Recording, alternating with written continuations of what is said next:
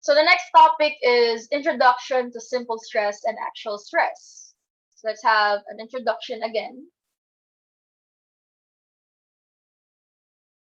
So first, let's have a definition of terms. Our course is Mechanics of Deformable Bodies, or also known as Strength of Materials, and is the branch of mechanics that deals with the internal effects of external forces on bodies. So recall, its difference between statics of rigid bodies or your Mech 30 is that statics is concerned with the external and internal reactions of a body, while strength of materials, we analyze internal forces. And those are forces that act on cross sections that are intended to the body itself or internal to the body itself. Now, another way to describe internal forces are these are forces acting at any section of a body necessary to balance the external force to maintain equilibrium. So basically, these are your internal forces. This is an example, even for your method of joints, right? F, C, E, C, E, and EF all balance out your 80, 50, and reaction at RD. So that's your internal force. Force in the member itself or body itself, okay? And then, again, strength of materials concerned with internal effects. That effect is stress. Okay, so the first topic is simple stress. So let's define what stress first is. Stress is simply the force per unit area on a body that tends to cause it to change shape. The equation here is sigma equals F over A. F is applied force, A is a cross-sectional area over which the force acts. And its standard unit is Newton per millimeter squared or MPa. Because force is usually in Newton, area is in millimeters squared. Now you'll notice that this is just the general equation of stress. Later on, we'll have more equations that will just follow this pattern. Okay, so keep this equation in mind. Let's start again with simple stress. We also know this as direct stress. So we have two general types of direct stress, your normal or axial stress and your shear stress. So normal or axial stress is stress acting in a direction perpendicular to the area. Now you might be wondering, why is it called normal and axial? So let's illustrate.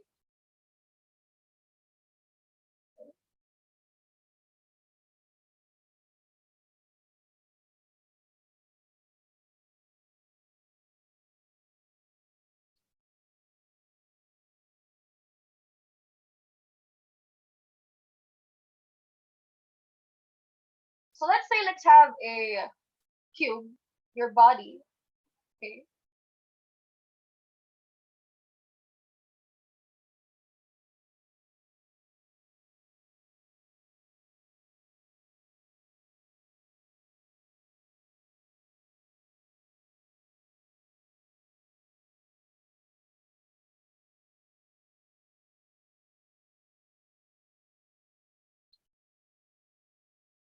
There. And it's being acted upon by a force perpendicular to your area. Okay. So perpendicular to your area, this is your area. And then cross-sectional area is anywhere in between that. Okay. So that's somewhere here. And then here. So this is your cross-sectional area. Perpendicular to that is this force. Okay. Let's call that F. Now the reason why this is also known as axial force is because this line also passes through the axis of your body. Okay, so force coincides with the axis, hence we also call this as axial force. Okay, and it's also called normal force because recall, normal force happens when there's two bodies in contact. For example, you have a box and then you have this surface. Normal force acts this way, perpendicular to the surface in contact and towards the object itself. So similar here, this is your object itself. You have a force perpendicular to the area. Hence, we also call this force as normal force. Okay? And we have two types of axial or normal force. First is the result of actually loaded forces pointing towards the center of an object. Can you tell me what that force is?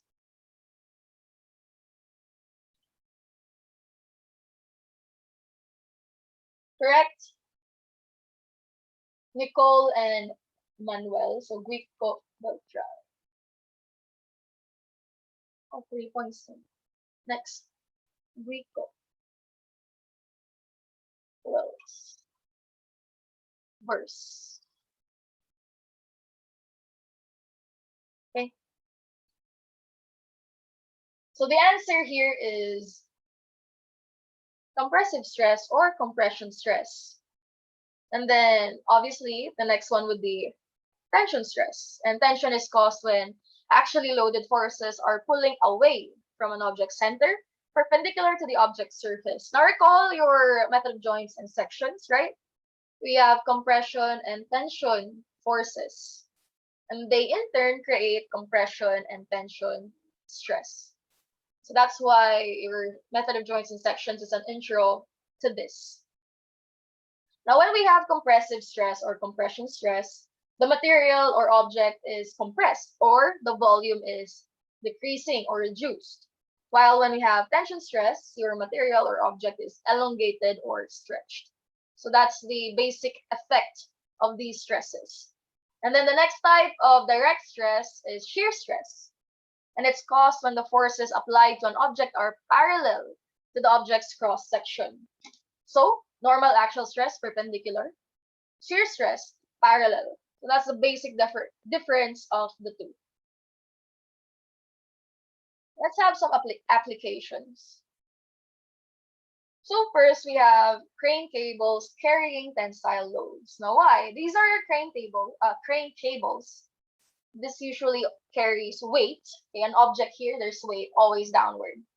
Now to put it in equilibrium, okay, since this is a downward weight, your cables will be upward, and that is away from the object, hence they carry tensile loads. Okay. Next, we have log columns carrying compressive load. So these are columns, they carry the weight above them. Weight is always downward, and because they are vertical structures, that weight passes through its axis. Hence, and axis towards the column itself, hence they're carrying compressive loads. And then finally, we have rivets carrying shear loads. Now, if you've noticed for your trusses or for bridges, forces are acting along the members themselves. So forces are this way, that way, that way, that way.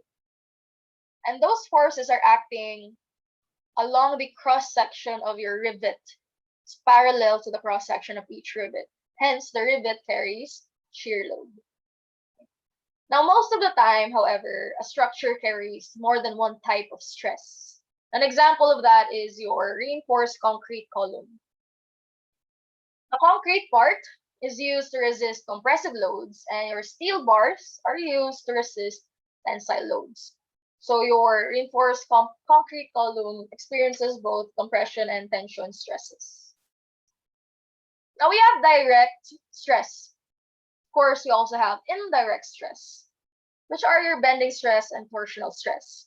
Bending stress is seen in longitudinally loaded objects or transverse loaded objects, meaning along its span and not at the edges or by its axis.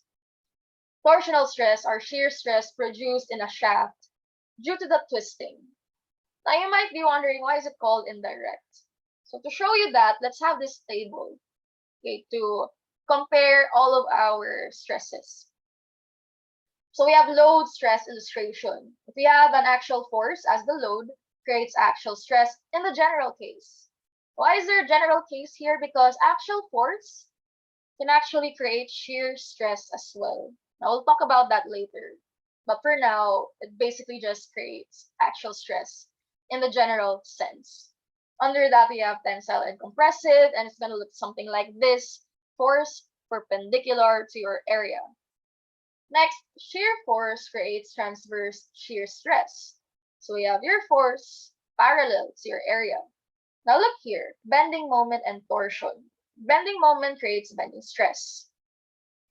And your diagram looks a bit different Instead of like having a force and then its corresponding area, we have moment and a stress diagram. We call this a stress diagram. So let me illustrate what happens there. So to visualize, imagine yourself holding a piece of eraser.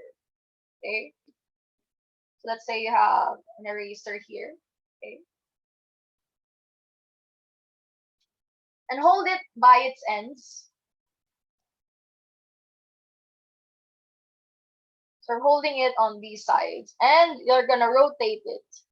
Okay, rotating this end this way, and rotate the other end this way. Okay, so you're trying to push this towards this side and this towards this side. These forces are what we call your moment or bending moments. Now, when you do that, you'll notice that your rubber or your eraser will look something like this. Okay, it's turning into that. And then upon further inspection, you'll see that this side stretches. Therefore, this is under tension. Okay. And then this side compresses. So therefore, this is under compression. Okay. So this single piece of object experiences more than one stress. Compression at the bottom, tension at the top. That's the stresses it experiences. So bending moment creates both tension and compression stress. So it's not just basic like bending moment, just an immediate bending stress. No, it's a combination of tension and compression. In the same manner, torsion creates torsional stress. However, torsional stress looks like this. Okay, 0 at the center, maximum at the edges. So the basic explanation for that is because at the center, when you twist an object, the center elements do not move. There's no movement, there's no deformation, hence stress is 0.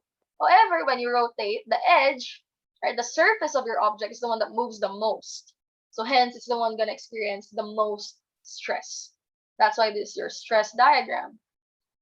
And it's shear stress. Okay, so torsion creates shear stress, 0 at the center, maximum at the surface. So again, similar to bending moment, bending creates tension compression, torsion creates shear. Right? So that's why it's called indirect, because it's not directly creating just a bending and a torsional stress. Okay, so that's the summary of the types of forces. Now, let's focus on a single type, your axial force, creating axial stress. So once again, axial stress was defined earlier, can also be defined this way.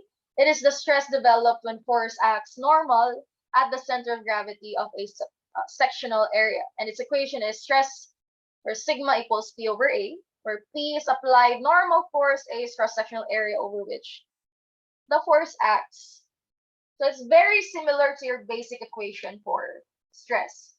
This is F over A. Axial stress is P over A. So what's the difference? It's just a difference in letter. Well, here F denotes any kind of force, as long as it's applied to the object. Okay, again, F, any kind of force that is applied on the object. That's your basic equation for stress. To be more specific, if we have axial stress, that F now is just simply P. It's only the axial force. Okay, so it's now specified. Right. So that's the difference. As you can see, it follows the form of your basic stress equation. Okay. Now, it was mentioned earlier, axial force creates shear stress. Now, why is that? So that's because we also get stresses on inclined planes. Okay? So this is your stress on inclined planes, which creates a normal stress and a shear stress with the following equations. Now, you might be wondering, oh, why are we taking stress on an inclined plane?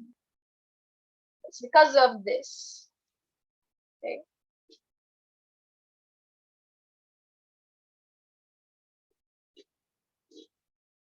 There are situations wherein we have objects, let's say wood. We have two pieces of wood, okay? And then, so we have this wood right here, and then another piece of wood, okay? And then we want to combine them. And usually the way to glue wood together is diagonally. So this part is glue. Usually that connection is the weakest part of your member. And we always want to design for the weakest link. Therefore, to design for the weakest link, I want to know what stress will develop in this inclined area. Okay, hence that's why we solve for stress on inclined area. So now let's figure out how to get the equation. So first we have an applied force P, right? So P. Now if I extend that line of action this way, right? This is also P. And this P has components that are perpendicular and parallel to this inclined area. So perpendicular would look this way. So let's call that P perpendicular. Parallel is this way. Okay, right? Remember how to take components of a force. So this is your P perpendicular. This means parallel. This means perpendicular. This means parallel, right? So as you can see, force perpendicular creates normal stress. Force parallel creates shear stress. And that's how those stresses develop. Now to get the equation, you still need to get the cross-sectional area. And then the angle between your cross-sectional area and inclined area is theta. And you'll see, by theorem of perpendicular angles, this is also theta. And then let's call this inclined area small a. Let's solve for normal stress first.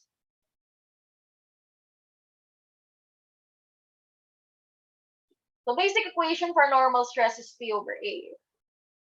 Okay. Now, for the inclined area, that P is this, P perpendicular. P perpendicular over A. Then let's create an equation relating P perpendicular and the applied force P. So if you see here, we have a right triangle. So I can use cosine law. Cosine theta equals adjacent. This is your adjacent, which is P perpendicular, over hypotenuse here, which is P. Therefore, P perpendicular is just P cosine theta. So this is P cosine theta over inclined area small a. Now I gotta relate A to capital A. Again, we have another right triangle over here. So using trig function, I can use cosine theta equals adjacent. So for this triangle, adjacent is capital A over hypotenuse, which is your small a. Hence, inclined area is just cross-sectional area over cosine theta. So A over cosine theta. Let's simplify. Normal stress on inclined plane is now P over A cosine squared theta. Okay, so that is your normal force on inclined area, rather normal stress. Now let's figure out shear stress. So shear stress, the symbol there is tau. Okay, this is tau, symbol for shear stress. And that is perpendicular force over inclined area for A. Sorry, no, not perpendicular, parallel to A for shear stress. This parallel, which is also this part. So again, I can use sine to figure out the relationship between parallel and P. So if you use sine theta equals P parallel opposite over hypotenuse P, so P parallel is just P sine theta. And then A, again, is just this A over cosine theta. So simplifying, we got P over A sine theta cosine theta. Now, let's simplify that further. Recall double angle identity. Sine 2 theta equals 2 sine theta cosine theta. Therefore, sine theta cosine theta is just simply 1/2 sine 2 theta. So sub that here, P over A times 1/2 this, you'll get P over 2A sine 2 theta. And that is how we got these equations. Okay? So that's it. So you can derive our equations if you want whenever we're looking for stress on inclined plane, or you can just remember this and use it directly. Where P, applied force, A is cross-sectional area. So you don't have to solve for the inclined area, just know the cross-sectional area, okay? And then the angle between inclined and cross-sectional area. And then finally, we have your stress analysis and design consideration. The reason why we're solving for all of these. So after the actual force has been found by either method of joints or method of sections, or review last time, the average stress in each member can be obtained from stress equals P over A. Remember, we solve for tensile force and compressive force in our method of sections and method of joints review. After doing that, you can use the equation sigma equals P over A to figure out the stress in each member. And then design considerations. For purposes of design, the computed stress must be compared with the allowable stress, also called the working stress. To prevent failure of the member, the computed stress must be less than the working stress.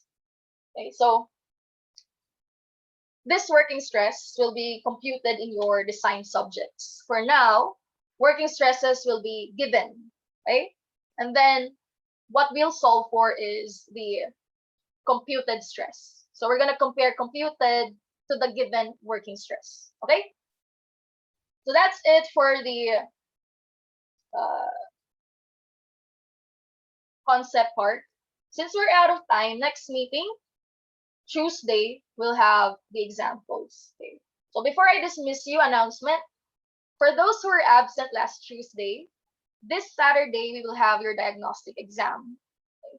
Your diagnostic exam will be from 1:30 to 3 o'clock p.m. during class time. Join the Zoom meeting, open camera. No camera, no score. Coverage of your diagnostic exam is your statics of rigid bodies or MEC 30 topics. All right? So for the last time today, do you have any questions? Please answer in the chat.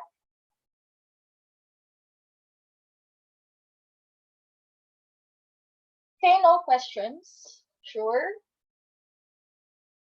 Gets naman so far everything. Because you have to be familiar with what we discussed earlier to move on to the problem solving of this. Ma'am, I have a question po. Yes? Ma'am, what books do you recommend for we to be familiarized with the solving process po, ma'am? I recommend Strength of Materials by Andrew Peitel and John Q. Salas. Yung green po ba yan, ma'am? 4th edition po. Yeah. Oh, no, it's blue, mostly blue. So Strength of Materials by Peitel and Q. Salas. Any Thank you edition po. would be fine. Okay. You're welcome. No more questions? Okay, since you don't have any more questions, you may go. See you on Saturday. Goodbye, class. Thank you, ma'am. Thank you po. Thank you po, ma'am. Thank you po. You're welcome. Ma'am.